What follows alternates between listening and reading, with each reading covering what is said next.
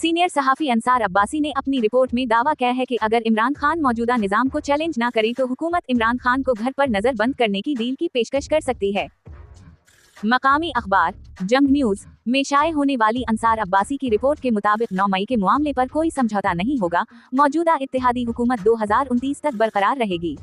मुज़ाकरात में शामिल हुकूमती इत्तेहाद के एक अहम रुकन का कहना था कि इमरान खान को अड्याला जेल से बनी गाला उसी सूरत मुंतकिल किया जाएगा जब वो मौजूदा निज़ाम को कबूल करेंगे और शोरिश पसंदी की सियासत को तर्क करेंगे। नाम जाहिर न करने की शर्त पर गुफ्तगू करते हुए जरिए का कहना था कि हुकूमत की जानिब से मुज़ाकरात के लिए कोई पेशगी शराइत नहीं, लेकिन अहम मामलात पर मौक़िफ़ वाज़ेह है।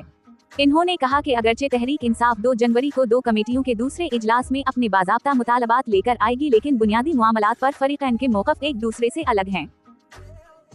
पीटीआई अपने तमाम रहनुमाओं, बुनियादी तौर पर इमरान खान और कारकुनों की रिहाई चाहती है और वो अपने बानी चेयरमैन को दोबारा इख्तिदार में लाना चाहती है। हुकूमत बहैसियत फरीक का कहना है कि 9 मई के मामले पर कोई समझौता नहीं होगा। इमरान खान समेत संगीन इल्जामात का सामना करने वाले मुल्जिमान को अदालतों से क्लियर होना होगा और मौजूदा हुकूमत 2029 तक कायम रहेगी। जराए का कहना था कि अगर इमरान खान इश्तियाल अनगीजी की सियासत तक और आइंदा इंतखाबात तक सुकून से बैठने पर रजामंद हो जाते हैं तो हुकूमत इन्हें अड्याला जेल से बनी गाला मुंतकिल करने पर गौर कर सकती है। ताहम राब्ता करने पर सेनेटर इरफान सिद्दीकी का कहना था कि इमरान खान को बनी गाला मुंतकिल करने की तजवीज़ पर नून लीग से ताल्लुक रखने वाले कमेटी अरकान या इत्तेहादियों की नुमाइंदगी करने वाले दीगर कमेटी अरकान से बात नहीं की गई।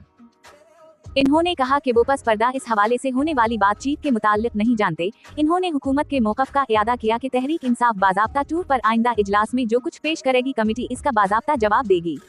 इन्होंने इंकिशाफ किया कि सियासी कैदियों की रिहाई के मामले पर पहले इजलास में हुकूमती कमेटी ने पीटीआई को आगाह कर दिया था कि तकरीबन 4 साल तक मलिक पर हुकूमत करने वाली तहरीक इंसाफ बेहतर जानती है कि इमरान खान के दौर में जिन सियासतदानों को जेल में डाला गया था उनमें से एक को भी एग्जीक्यूटिव ऑर्डर्स से रहा नहीं किया गया था। इरफान सिद्दीकी ने कहा कि पीटीआई कमेटी को बताया गया कि इजलास में शरीक हुकूमती कमेटी के बेशतर अरकान पीटीआई हुकूमत के दौरान जेलों में बंद थे और उन सबको अदालती परासीसा के जरिए रहा किया गया। नून लीग के सेनेटर इरफान सिद्दीकी का कहना था कि सरकारी कमेटी के अरकान के दरमियान गैर रस्मी बातचीत हुई है कि इन्हें पीटीआई के साथ किया बात करना है। इन्होंने कहा कि हुकूमती कमेटी तहरीक इंसाफ के साथ अपनी मुलाकात में किसी भी शख्स या पार्टी से मुताल्लिक मसले को सामने नहीं लाएगी।